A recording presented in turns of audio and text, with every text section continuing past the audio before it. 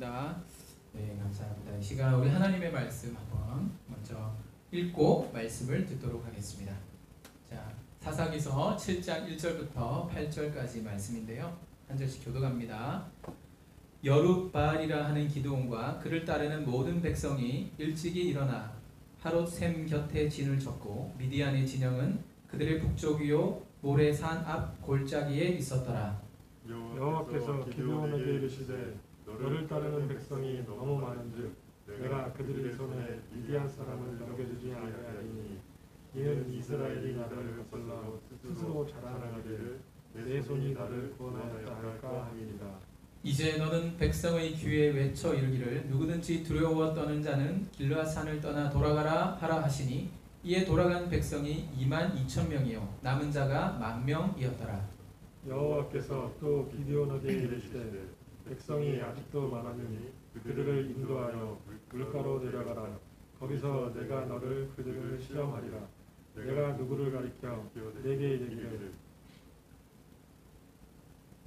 이 사람이 너와 함께 가리라 하면 그는 너와 함께 갈 것이요 내가 누구를 가리켜 내게 이르기를 이 사람은 너와 함께 가지 말 것이니라 하면 그는 가지 말 것이니라 하신지라. 이에 백성을 인도하여 물가에 내려가면 여호와께서 기드온에게 이르시되 누구든지 개가 하는 것 같이 혀로 물을 흐른 자들을 너는 따로 세우고 또 누구든지 무릎을 꿇고 마시는 자들도 그와 같이 하라 하시더니 손으로 움켜 입에 대고 핥는 자의 수는 300명이요 그 외의 백성은 다 무릎을 꿇고 물을 마신지라. 여호와께서 기드온에게 이르시되 내가 이 물을 핥아먹은 300명으로 너희를 구원하며 미디안을 내 손에 넘겨주리니 남은 백성은 각각 자기의 처소로 돌아갈 것이니라. 다 같이 합니다.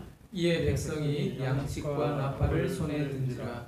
기드온이 이스라엘 모든 백성을 각각 그의 장막으로 돌려보내고 그 300명은 머물게 하니라. 미디안 진영은 그 아래 골짜기 가운데 있었더라. 아멘. 아멘. 할렐루야. 아멘. 반갑습니다, 여러분. 혹시 축구 좋아하는 친구들 많나요? 우리 남자들끼리 하는 말이 남자는 축동 아이가 하면서 막 이런 이야기 많이 하거든요. 축구 앞에서 다 어린이에요. 목사님도 하루에 일과를 마칠 때 항상 축구 하이라이트 뭐 이런 것들을 많이 보거든요. 최근에 손흥민 선수가 굉장히 잘하고 있고요. 또 이승우 선수도 요즘에 또 점점 잘하고 시작한다는 소식을 잘 듣고 있습니다. 근데 여러분 저는 지금은 좀 한물간 선수기는 하지만 그리고 또 어떤 스캔들이 있어서 조금 약간 막판에 조금 이미지가 이제 너무 안 좋아진 선수긴 하지만 제가 한때 정말 좋아했던 선수가 그 맨체스터 유나이티드의 라이언 긱스라고 해서 왼발의 마술사라고 하는 그 사람을 참 좋아했습니다. 그런데 여러분 긱스가 얼마나 여러분 잘하는 선수였냐면 박지성 선수가요 옛날에 한국에 데려오고 싶고 외국 선수 꼽으라면 긱스 한 사람 꼽는다고 할 정도였어요. 근데 긱스가 어디 출신이냐면 여러분 영국은 나라가 또 그 안에 연방이다 보니까 막 쪼개져 있잖아요. 잉글랜드를 중심으로 뭐 여러 국가가 이제 연합이 되는데 그 중에 하나가 웨일스라는 조그마한 이제 지역이 있습니다. 근데 그 웨일스는 월드컵에 나갈 때 이제 지역 예선에서 항상 웨일스라는 이름으로 나가요. 근데 그 웨일스는요 월드컵 본선에 진출하기가 너무 힘든 나라예요. 긱스 한 사람이랑 걸출한 축구 선수가 있는데 여러분 한 사람만 잘하면 되나요? 안 되잖아요. 우리나라도 옛날에 보니까 차범근이라고 하는 정말 대단한 축구 선수가 있었습니다. 독일 분데스리가를 완전 씹어먹던 사람인데 차범근 선수가 여러분 혼자 잘하면 뭐하나요? 주변의 선수들이 도와줘야죠. 그러니까 축구 변방을 벗어날 수가 없었던 적이 우리나라도 있었던 것입니다. 그러니까 여러분 보니까 이게 팀이 굉장히 중요한 것 같아요. 특히 여러분 전쟁과 같은 엄청난 그런 국가적 위기가 왔을 때 그 영웅 한 사람이 나타났다고 해서 여러분 그게 되나요? 우리는 영웅만 기억합니다. 메가드 장군을 기억하고 이수진 장군을 기억하고 또 뭐 이런저런 위대한 어떤 그런 인물들을 기억하지만 여러분 그 한 사람이 잘한 게 아니에요. 사실 그 한 사람을 중심으로 팀을 이루어서 모두가 함께 힘을 쏟았기 때문에 그 국가적인 위기를 이겨내고 역사상 위대했던 승리를 낳을 수가 있었던 것이죠. 반드시 여러분 무언가를 우리가 해낼 때는 팀이 필요한데 미디안의 그 13만 5천의 군대가 이스라엘 백성들을 쳐들어왔을 때 여러분 이스라엘에게 있어서 정말 하나님께서 이렇게 콕 집어서 일으키셨던 위대한 인물이 기드온이 있었지만 여러분 기드온 혼자서 이 일을 감당할 수가 없었어요. 함께 싸울 팀이 필요했던 거죠. 그래서 오늘 보면은 이 미디안 이스라엘 민족이 이 미디안의 침략을 받았을 때 군대의 지도자로 하나님이 기드온을 세우시지만 여러분 이 가운데 함께 싸울 팀을 하나님께서 모아주시는데요. 놀랍게도 그 팀이 많은 숫자가 아니었어요. 무려 32,000명이 지원을 합니다. 하지만 135,000에 비하면 턱없이 작은 여러분 세력입니다. 근데 하나님께서 놀랍게도 그 중에서 기드온과 300명의 용사만 전투 요원으로 선발하셨습니다. 어떻게 보면 성경에서 나오는 성경 최초의 오디션 프로그램, 그러니까 목사님 이름을 한번 붙여봤는데 슈퍼스타 K처럼 슈퍼 용사 이스라엘, 그래가지고 그 32,000명 가운데서 300명을 뽑는 그 오디션 프로그램이 진행이 됐던 건데요. 오늘 본문 말씀을 통해서 우리는 이 슈퍼 용사 이스라엘, 이 오디션 프로그램을 통해서 하나님이 어떤 자들을 팀으로 세우시는지, 하나님 나라를 이끌어갈 일꾼으로 세우시는지 우리가 한번 살펴보도록 하겠습니다. 그래서 오늘 설교의 제목은 따라합니다. 하나님이 원하시는 사람. 하나님이 원하시는 사람은 어떤 사람인지에 대해서 우리 한번 살펴보겠습니다. 먼저 첫째, 자 한번 읽어볼까요? 시작. 숫자나 외형을 보는 것은 하나님이 원하시는 방법이 아니다. 여러분, 그러면 하나님은 뭐를 보실까요?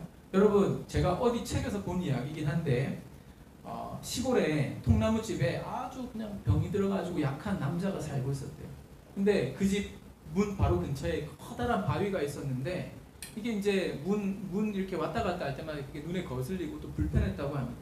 기도하는 중에 하나님 음성이 들렸대요. 사랑하는 아들아, 너희 집 앞에 있는 그 바위를 매일매일 밀어서 없애라.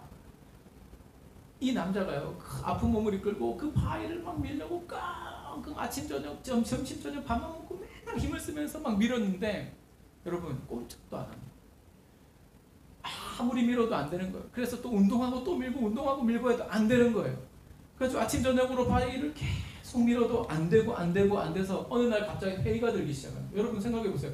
해도 안 되는 일, 아무리 애를 쓰고 기를 써도 아무리 공부를 해도 그 문제가 안 풀려. 수학 문제가. 수학 포기하게 되잖아요. 아무리 영어 공부 열심히 해도 귀에 들리지가 않아. 여러분 그러면 영어가 재미없어져요. 여러분 우리가 노력을 했는데 세상적으로 노력했는데 아무리 어른들도 돈을 벌려고 애를 써봤는데 돈을 못 벌어. 여러분 그러면 마음에 낙심이 생기게 되죠. 하나님, 제가 그동안 헛수고한 것 같아요. 바위가 전혀 움직여지지 않아요. 하나님, 그냥 포기하고 싶어요. 그렇게 기도하는 가운데 하나님 음성이 딱 들린 거예요. 내가 너희에게 바위를 옮기라고 한 적이 없다. 하나님 뭐라고 하셨죠? 아까 목사님 뭐라고 했어요? 바위를 밀어라 그랬어요. 밀어라. 나는 바위를 밀라고 그랬다. 그리고 거울을 보아라. 그래가지고 그 말 딱 듣고 뭔가가 딱 느껴져가지고 거울 앞에 그 남자가 탁 섰대요. 그래서 상의를 탈의를 딱 한 거야. 그랬더니 몸이 어떻게 돼 있었어? 울퉁불퉁 근육질이 되어 있었어. 맨날 기침 콜록콜록하고 목사님처럼 막 비실비실 맨날 막 잔병 앓고 이랬던 사람이 매일매일 그 바위를 밀면서 운동을 하면서 건강해져 있었던 것이죠. 몰라보게 달라진 모습. 기침도 없어지고 근육질의 탄탄한 몸매가 돼. 여러분 하나님의 계획이 어디에 있었냐면 그 청년을, 그 남자를 건강하게 만드시려고 하신 거죠. 그 바위를 옮기는 것이 목적이 아니라 그 바위를 밀게 하심으로 그를 건강하게 하신 거예요. 여러분 그래서 우리가 잘 모르고 이해가 안 되더라도 하나님께서 말씀을 통해 명령하실 때 내가 원하는 것이 아니라 하나님의 위대한 뜻이 그 가운데 숨겨져 있다는 것을 우리가 믿고 순종하는 것이 필요한 거예요. 여러분 군사가 많은 것은 나쁜 것이 아닙니다. 여러분 겉으로 보이는 군사의 숫자 외형은요 엄청난 거예요. 여러분 옛날에 머리 숫자로 싸웠잖아요. 많은 군사가 모일수록 전쟁에 이길 확률이 높아졌잖아요. 그래서 여러분 외형을 볼 때, 숫자를 볼 때 그 많음은 여러분 무엇입니까? 승리의 확률을 높여주는 것이었어요. 그런데 하나님께서는 이 많은 군사를 통해서 전쟁을 일으키시게 되면 나중에 이스라엘 백성들이 어떻게 할까요? 와 봐라, 우리가 힘이 좀 되니까 이겼다. 오늘 2절 말씀을 한번 보세요. 너를 따르는 백성이 너무 많은즉 14만 5천에 비해서 3만 2천은 너무 작았지만 하나님 볼 때는 그것도 많았던 거예요. 14만 5천 대 3만 2천은 여러분 5분의 1이잖아요. 그러나 하나님이 보실 때는 그 5분의 1이라도 혹시나 그것 때문에 승리하게 되면 와 우리가 군사력이 뛰어나서 우리가 뭐 잘해서 우리가 이겼구나 라고 하실까봐 하나님께서 뭐라고 하시냐면 스스로 자랑하여 이르기를 내 손이 나를 구원하였다 할까 하며 여러분 그래서 하나님 어떻게 하십니까? 그 많은 군대를 통해서 그 32,000명을 통해서 싸우게 하시는 것이 아니라 하나님께서 하나님의 은혜를 모르고 교만해질까봐 많은 군대를 주시지 않고 많은 자원을 주시지 않고 좋은 환경을 주시지 않고 좋은 머리를 주시지 않고 많은 돈을 주시지 않고 부잣집에서 태어나지 않도록 하시고 어떤 삶의 어려움들을 만나게 하시고 이런저런 관계의 문제가 생기게 하시면서 우리를 어떻게 하세요? 낮아지게 만드시는 거예요. 코로나19 때문에 여러분 얼마나 많은 사람들이 지금 힘든지 몰라요. 그것 때문에 여러분 한계에 부딪히고 많은 어려움들을 우리가 겪고 있지만 여러분 때로는 이것이 하나님께서 다른 플랜을 가지고 더 크게 섭리하시고 또 하나님 우리를 도와주시려고 준비하시는 과정일지도 저는 모른다고 생각해요. 사랑하는 친구들, 여러분 자신, 즉 나를 통해서 여러분 이 땅에 한국교회를 다시 일으켜 세우고자 하는 하나님의 비전이 요즘 진행되고 있을지 모른다고 생각합니다. 기성세대 어른들은 한국교회를 건강하게 세우는데 요즘 실패한 것 같아요. 그러나 여러분이 이 과정을 통해서 어떻게 해요? 보세요. 하나님 교회가 이렇게 숫자가 많고 또 돈도 많고 사람도 많이 모이니까 보세요. 하나님 대단하지 않아요? 이러실까봐 하나님이 한국교회를 낮추셔서 여러분들을 다음 시대의 한국교회의 주인공으로 사용하셔서 그 연약함 가운데서 또 하나님의 뜻을 드러내는 그런 섭리를 갖고 계실지 저는 모른다고 생각합니다. 여러분 하나님은 작은 나를 통해서 큰 일을 이루시는 분이신 줄 믿습니다. 할렐루야. 여러분 이것이 하나님의 뜻입니다. 여호와께서 우리를 위하여 일하실까 하노라. 여호와의 구원은 사람의 많고 적음에 달려있지 아니하니라. 여러분 이것이 우리의 고백이 되기를 축복합니다.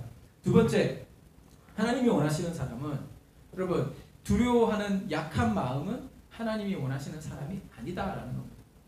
여러분 오늘 3절 말씀을 보세요. 누구든지 두려워 떠는 자는 길르앗산을 떠나 어떻게 해라? 돌아가라. 지금 하나님께서 이제 10,000명을 이제 돌아가게 하십니다. 그래가지고 22,000명이 어떻게 됩니까? 22,000명이 돌아가고 32,000명 중에 22,000명 다 돌아가고 어떻게 돼요? 10,000명이 남게 됩니다. 22,000명 탈락. 이제 오디션에서 탈락해버린 거예요. 무엇 때문에? 두려워 떠는 자들은 돌아가라. 아이고 14만 5천. 그러니까 14만 5천이나 우리가 어떻게 저걸 싸워? 그렇게 생각하고 아이고 우리 32,000명 가지고 안 되는데 그런 마음의 두려움을 가진 자들은 돌아가라는 거예요. 돌아가라는 거예요. 그런 두려운 마음을 가진 자는 하나님 나라에 합당치 않다는 거예요. 그렇다면 여러분 하나님께서 우리에게 이 두려워하는 마음이 아니라 어떤 마음을 요구하실까요? 목사님은 그런 생각을 좀 해봤습니다. 우리가 처음 예수님을 구주로 믿고 고백하고 주님을 영접했을 때 그 마음으로 하나님을 돌아가시기를 원하신다고 생각해요. 구원의 즐거움을 회복시키시는 하나님. 그래서 다윗이 이런 고백합니다. 주의 구원의 즐거움을 내게 회복시키시고 자원하는 심령을 주사 나를 붙으소서. 그 마음으로 돌아가는 거죠. 그 마음. 초심으로 가는 거예요. 그 다음 스크린 한번 넘겨주십시오. 초심. 그리고 우리의 마음에 새로운 결심을 주시는 거예요. 주님을 향한 나의 각오가 흔들리지 않는 마음. 그것이 여러분 믿음입니다. 여러분 작심삼일이라는 말이 있죠. 3일이 지나면 다시 이제 또다시 결심을 해야 돼요. 왜? 3일이 못 가니까. 근데 저는 이 작심삼일의 비밀이 뭐냐면 3일이 지나고 나면 힘들지 않게 된다는 뜻도 가지고 있다고 생각합니다. 무슨 말인가 하면 처음에는 여러분 이걸 3일 동안 지켜가는 게 어렵지만 3일 동안 그래도 지켜보면 더 이상 여러분 이것을 지키는 것이 힘들지 않게 되는 거예요. 익숙해지는 것이고요. 그래서 버티고 인내하면 여러분 하나님의 뜻을 이루어갈 수가 있는 것이죠. 그러므로 내 사랑하는 형제들아 견실하며 흔들리지 말며 항상 주의 일에 더욱 힘쓰는 자들이 되라. 너희 수고가 주 안에서 헛되지 않을 줄 내가 압니다. 여러분 하나님께서 우리에게 맡기신 그 일들을 우리가 결단하고 우리가 끝까지 그 일들을 감당해가는 어떤 그 뚝심, 여러분 그것이 중요합니다. 그러면 여러분 우리 가운데 열심이 생기기 시작하겠죠. 맡겨진 일에 게으르지 않고 열심히 감당하려고 하는 여러분 믿음이 생기는 것이죠. 내가 하나님의 열심으로 너희를 위하여 열심을 낸다고 사도 바울이 그랬었어요. 여러분 박지성 선수 아까 축구 이야기했는데 박지성 선수 같은 경우에는 기자들이 이야기할 때 보면 팬들보다 동료 선수들이 더 좋아하는 선수라고 해요. 팬들이 박지성을 좋아하는 것보다 동료 선수들이 더 박지성을 아꼈대요. 왜 그런지 아십니까? 여러분 박지성이 폐가 2개인 심장이 2개인 사람이라고 별명이 맞아요. 폐는 원래 2개고 심장이 폐가 2개 맞습니까?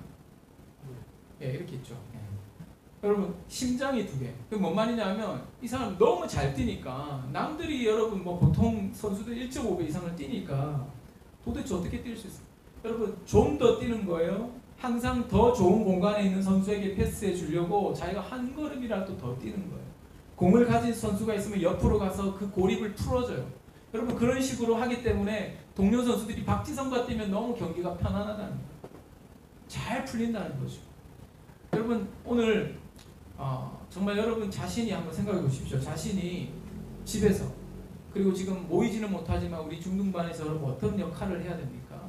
여러분들이 어떤 공간 안에 있는 그러한 박지성 선수 같은 여러분 열심을 가지고 뛰는 사람이 될 것입니다. 여러분 보세요.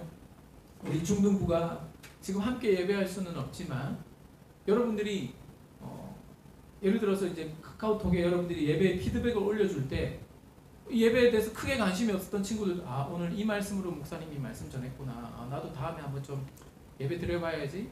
이런 마음이 들 수 있도록 여러분들이 예배 피드백도 올려주시고 기도 제목도 올려주고 때로는 여러분 좋은 동영상, 찬양 이런 것들도 공유해주고 그러면 여러분 우리의 어떤 중등부 공동체의 빈 자리들을 채우고 목사님하고 몇몇 선생님들이 막 이렇게 필드에서 막 열심히 뛰어서 중등부가 지금 겨우 예배 드리고 이 명맥을 유지해 가는 게 아니라 여러분 한 사람 한 사람이 그 빈 공간에서 뛰는 플레이어가 되어준다면 여러분 그 열심으로 여러분 우리가 주님을 섬긴다면 여러분 하나님이 얼마나 기뻐하시겠습니까? 내가 맡아야 될 공간이 무엇인지를 여러분 기억하고 그 비어있는 공간을 잘 맡아서 믿음의 경기에서 승리할 수 있는 우리 모두가 되기를 축복합니다. 여러분 코로나19 때문에 이제 예배 못 드린다고 계속 쫄아있고 막 위축되어 있으면 안 돼요. 그렇죠? 하나님이 원하시는 마음이 아니고 하나님이 원하시는 사람이 아닙니다. 세 번째 5절 말씀을 한번 읽어보겠습니다. 5절 말씀 5절 말씀 한번 찾아주실까요? 5절 말씀 다같이 시작. 이에 백성을 인도하여 물가에 내려가매 여호와께서 기드온에게 이르시되 누구든지 개가 핥는 것 같이 혀로 물을 핥는 자들을 너는 따로 세우고 또 누구든지 무릎을 꿇고 마시는 자들도 그와 같이 하라 하시더니 여러분 이게 무슨 말입니까? 5절 한번 잘 읽어보세요. 자 물가로 백성들 데리고 가래요. 그래서 물을 마시게 하는데 어떻게 합니까? 누구든지 개가 핥는 것. 여러분 개가 어떻게 물을 핥습니까? 물 사발을 주면 개는 네발 짐승이니까 그대로 엎드려서 막 핥아요.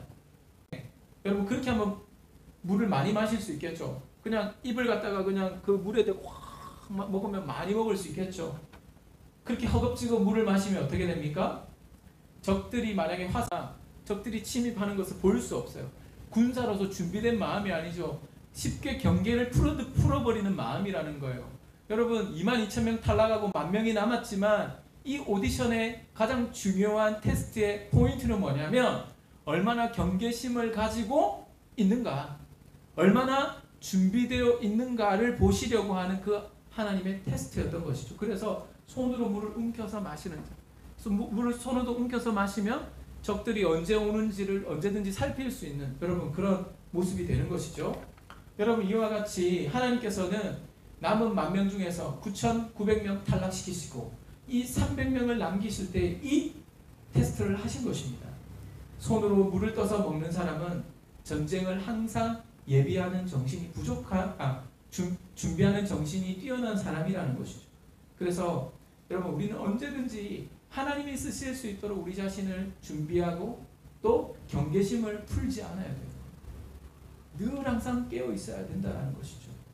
그래서 여러분 하나님께서 칭찬하시는 사람들 3가지 관점에서 우리가 한번 생각해 볼 필요가 있는데 첫째로는 나의 관심을 완전히 사로잡는 가슴 속에 불이 있어야 한다는 거예요. 다음 거 한번 넘겨주십시오.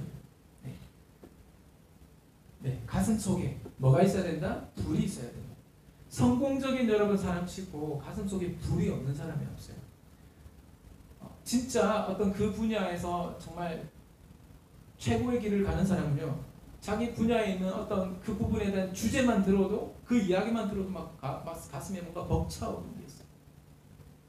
여러분 악한 시대의 특징이 무엇인지 아십니까? 좀처럼 뜨거워지지 않는 거예요. 하나님께서 라오디게아 교회도 책망하신 이유가 있어요. 차지도 않고 덥지도 않은 거예요. 뜨뜻미지근해가지고요. 여러분 코로나19로 인해서 지금 이제 영적으로 우리가 무디어져 가고 있어요. 무감각해져 가고 있어요.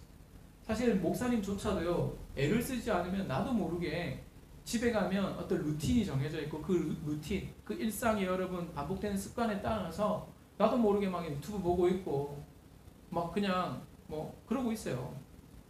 시간이 주어졌는데 그 시간을 우리가 깨어있지 않으면, 여러분 우리가 선한 일에 열심을 품지 않으면 영적으로 무감각해져서 습관을 따라서 남들이 하듯이 그렇게 살아가게 돼요. 여러분 요즘 그런 분위기입니다. 그래서 무감각해져요. 여러분 감각이 무디어지면 뭐가 생기기 시작하는지 아십니까? 삶에 갈등이 일어나기 시작해요. 정신이 혼미해집니다. 마음이 흔들릴 때가 많아져요. 진짜 여러분 불이 임하면요, 진짜 막 너무 감격에 대해서 눈물이 쏟아져요. 그게 뜨거움의 특징이에요. 가슴을 사로잡는 어떤 뭔가 불이 있어야, 여러분 말씀을 통해서 예배를 통해서 여러분 우리가 이 불을 회복해야, 그래서 여러분 삶의 열정을 가지고 우리가 나아갈 수가 있는. 이 다른 말로 하면 지금 300명은요, 지금 하나님 앞에 모일 때 아까 전에 22,000명은 싸우다가 난 죽으면 어떻게 이러면서 벌벌벌벌 떨면서 왔던 사람이라면, 나머지 그 9,900명은 뭡니까? 그 10,000명 남았던 사람들 중 9,900명. 전쟁에 대한 경계심 없이, 그래 싸우기는 싸워야 되는데 우리 재산을 지키기 위해서, 우리 가족들을 지키기 위해서 아마 남았는지 모르겠어요. 그래서 두려움은 없지만 여러분 그 사람들은 뭐가 없었어요? 이 전쟁에서 반드시 승리해야 된다는, 여러분 그래서 아주 경계하고 군사로서 어떤 그 긴장된 마음들이 크게 없었던 것이죠. 여러분 하나님께서는 이제 내가 어느 상황의 전쟁에 나가더라도 내가 적진에 뛰어들 수 있다, 이런 담대함과 또 그런 열정과 불을 품은 사람은 하나님께서는 기다리고 계십니다. 여러분 나중에 이 300명 어떻게 할 줄 아세요? 적진으로요, 무기를 들고 간 것도 아닙니다. 항아리를 들고요, 불을 막 피워가지고 그걸 막 집어 던지면서 무기도 없이 여러분 적진을 휘젓고 다닙니다. 그러다가 여러분 칼이나 창을 든 적이 나타나면 죽는 거예요. 근데 그런 두려움이 없어요. 왜요? 가슴에 불이 있으니까. 그래서 여러분 우리는 이 불을 품어야 돼요. 진짜 의미 있는 것에 내 삶을 던질 수 있는 여러분 그런 마음이 있어야 되는 거죠. 여러분 길지 않은 인생입니다. 영광 아닌 것에 낭비할 인생이 없어요. 여러분 우리의 인생이 엉뚱한 것에 낭비할 여러분 시간적 여유가 없어요. 시대가 변해도 여전히 여러분 사람들은 의미를 찾죠. 코로나19 시대에도 여러분 지금 이렇게 우리가 습관적으로 이런 미디어들의 이런 것들 막 찾고 있지만 나중에 결국 공허해지잖아요. 그죠? 유튜브 많이 하다 보면 나중에 난 뭐 했지? 오늘 어쩌다가 시간 막 몇 시간 지났는데 마음이 갑자기 막 힘들어지잖아요. 여러분 그렇습니다. 교회도 마찬가지입니다. 교회도요, 좋은 일 아무리 선한 일 많이 해보십시오. 아주 공허해집니다. 아무리 여러분 이웃에게 봉사 많이 해보십시오. 공허해집니다. 교회의 영광은요, 영혼을 살리는 것입니다. 교회에서 아무리 잘 놀고 뭐 교회 사람들끼리 모여가지고 막 이제 코로나19 풀리면 이제 또 우리가 모임을 많이 하게 될 텐데, 그래가지고 아무리 여러분 우리가 잘 모여 보십시오. 모여서 막 웃고 떠들고 막 밥만 먹고 헤어지면요, 공허해집니다. 여러분 뭐 어떻게 해야 되죠? 교회는 노는 곳이 아니죠. 우리의 영혼이 강건해져서 사람을 살려야 됩니다. 영혼을 살려야 되는 것이죠. 하나님의 사람을 만드는 것, 하나님을 만나는 일에 집중하게 해야 되죠. 지금 우리가 온라인 예배를 드리면서도 마찬가지입니다. 유튜브를 하더라도 마찬가지입니다. 의미 있는 일을 해야 공허해지지가 않는 것이죠. 그래서 여러분 바쁠 때마다 물어봐야 돼요. 내가 지금 하고 있는 이 일이 정말 이게 가치 있는 일인가? 이게 정말 하나님 앞에서 의미 있는 일인가? 여러분 사람들은 명확한 의미만 찾으면 얼마든지 희생하고 헌신하려고 합니다. 여러분 우리나라가 옛날에 독재 정권 시절이 있었어요. 군인들이 막 정권을 확 뒤집어가지고요, 나라를 뒤집어가지고 그랬던 시절에 여러분 이 나라가 빨리 민주화가 진행될 수 있었던 건 뭔지 아십니까? 젊은 대학생들이요, 여러분 지금 딱 선생님들 세대입니다. 우리 박한호 선생님, 우리 지금 또 우리 이학준 부장 선생님 이 세대인데요. 대학생 때 여러분 얼마나 무섭겠어요. 여러분 잡혀가면요, 데모하다가 잡혀가면 고문당해요. 여러분 얼마나 끔찍합니까? 사람 거꾸로 매달아놓고 고춧가루 막 물 부어가지고 또 막 손톱에다가 바늘로 찌르고 막 몽둥이로 두들겨 패고, 여러분 그거 알면서도요, 이것이 이 나라의 100년 대계, 앞으로 이 나라를 바로 세워가고 정말 우리가 누구나 꿈꾸던 그 나라를 만들 수 있다는 여러분 그 신념 때문에 여러분 젊은이들이요, 고문을 당하는 거 무서워하지 않고요, 무섭긴 했겠지. 하지만 자기 삶을 거기 던진 거예요. 그래가지고 여러분 이 민주적인 여러분 선거를 통해서 대통령을 뽑을 수 있게 되었고, 결국엔 여러분 우리나라가 전 세계에서 그래도 민주적인 정권이 들어서서 경제 발전을 동시에 이루어가면서 여러분 지금 세계가 부러워하는 그런 K-뮤직, 또 K-방역, 그리고 또 K IT, K-기술 이런 것들 하여튼 전 세계에서 지금 막 날리고 있잖아요. 지금. 앞으로 코리아가 무엇을 하는지를 지금 세계가 주목한답니다. 미래 사회를 보려면 코리아로 가봐라, 그런 이야기가 지금 나온다잖아요. 여러분 보십시오. 그 의미 있는 그 신념을 위해서 자기의 삶을 던지는 청년들이 있었기 때문에 지금 여러분 대한민국이 될 수 있었던 것이고, 그 앞에 우리의 또 할아버지 할머니 세대는 전쟁을 겪고 그 참혹한 상황 가운데서도 우리 자자손손 잘 사는 나라를 물려주기 위해서 여러분 사우디아라비아로 또 베트남으로 전쟁 가운데 또 그 폭염 가운데 그 사막의 모래바람을 뚫고 가서 여러분 자신의 삶을 던지니까 어떻게 됩니까? 여러분 그 덕에 우리나라가 지금의 또 이런 발전을 이룰 수가 있는 것이죠. 교회도 마찬가지입니다. 옛날에 여러분 그렇게 살기가 힘든 시절에 80년대 90년대 사람들이 복음 전하기 위해서, 교회를 위해서 복음을 전하는 일이라면, 전도하는 일이라면 자기의 삶을 던지던 전도자들이 계셨어요. 자기는 막 진짜 가난해서 힘들고 어려운데도 여러분 그렇게 시간을 쪼개고 물질을 쪼개서 하나님 앞에 자신의 삶을 던지고 바치고 헌신했던 여러분 우리 믿음의 선배들이 계셨기 때문에 한국교회가 부흥할 수 있었어요. 물론 그 이후에 우리가 조금 더 내실을 다지지 못해서 지금 어려움을 겪고는 있지만 여러분들이 그 시대를 열어가면 되는 것이죠. 세 번째, 여러분 우리가 이를 능숙하게 해야 합니다. 여러분 정말 이 사람들이 이렇게 물을 움켜서 이렇게 마시는 것은요, 준비된 사람이라는 거예요. 준비된 사람. 목사님은 그런 생각을 좀 해봅니다. 제가 이제 오늘 축구 이야기하는 김에 그 지소연 선수 이야기 한번 해봅시다. 영국의 첼시라고 하는 그 여자 축구팀에서 지소연 선수가 뛰고 있는데 최근에 또 우승을 했더라고요. 그래서 MVP가 됐더라고요. 여러분 지소연은 볼을 잡으면 마음이 편안한 사람 중에 하나예요.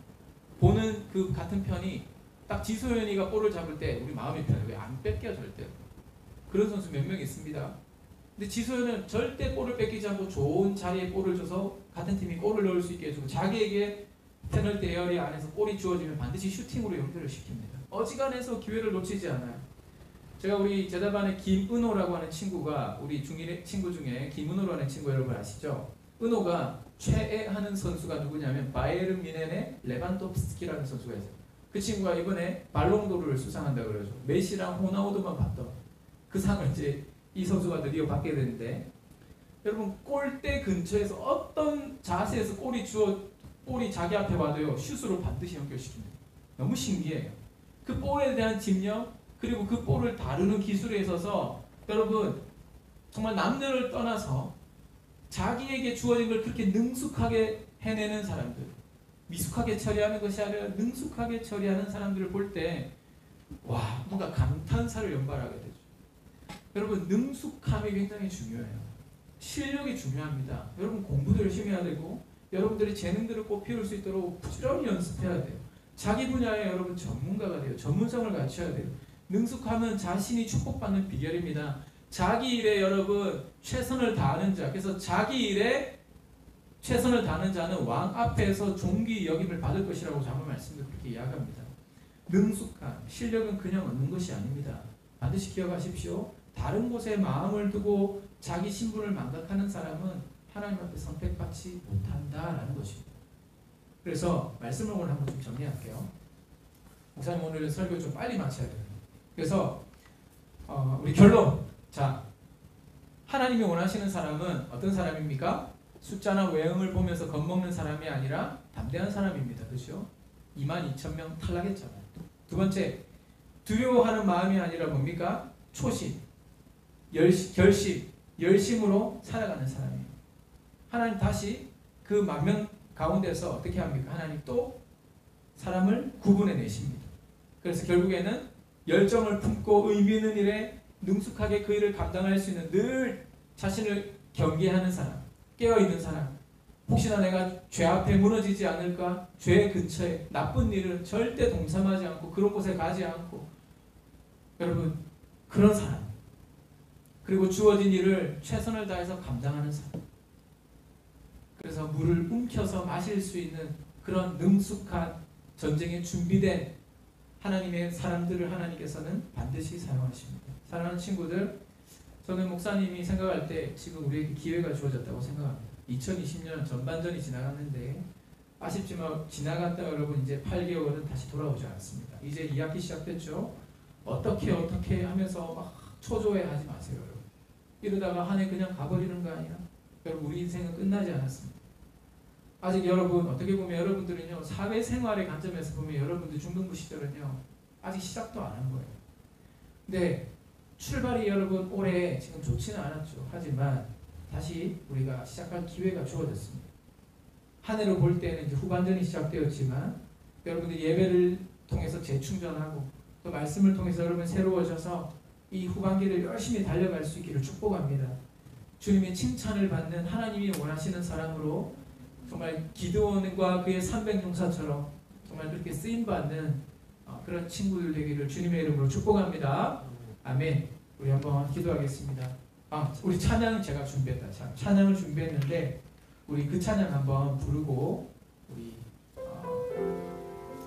하나님 앞에 맡겨드리는 인생. 여러분 하나님께서 우리를 왜 대신 싸우시거든요. 300명은 칼로 이기지 않았어요. 여러분 하나님이 그 사람들을 통해서 어떻게 하십니까? 적들이 스스로 무너지게 하셨어요. 자중질환 막 적들이 혼란스러워가지고 자기들끼리 막 적인 줄 알고 서로 싸우다가 죽게 만들었어요. 하나님께서 그렇게 여러분 이스라엘 백성들 피 한 방울 묻히지 않고 승리하게 하신 300명으로도 이기게 하시는 분이십니다. 여러분 하나님께서 일하십니다. 그분을 신뢰하고 그분께 내 삶을 맡겨드리는 자리입니다. 하나님께서 일하여 주십니다. 그 주님을 바라보면서 함께 찬양합시다.